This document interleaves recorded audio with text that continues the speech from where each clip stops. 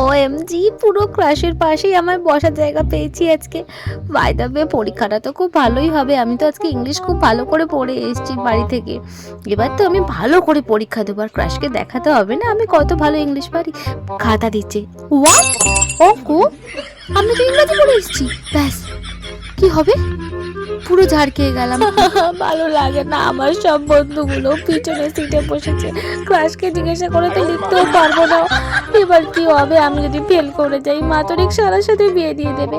এ ভাই, একটু বল না। পারবো না, নিজে লেখ। ঠিক আছে, যা বলতে হবে না। এমন করে বলছে যেন ওর বাবার সম্পত্তি দলিল চেয়েছে। একটু তো দেখাতেই বলছে উত্তরটা, তো কি হয়েছে? তোর বাবা, এমনিতেও তো ফার্স্ট বেঞ্চে বসিয়েছে, কিছু লিখতেও পারছি না। কি আর করবো, নামই লিখি বসে বসে। নাম লিখি আর মার্জিন টানি। সুন্দর হাতে লেখা পরিষ্কার খাতা থাকলে মনে হয় কিছু তো নাম্বার দেবে। এ ভাই, একটু বলবি? কেউ তো একটু দেখে লিখতে দে।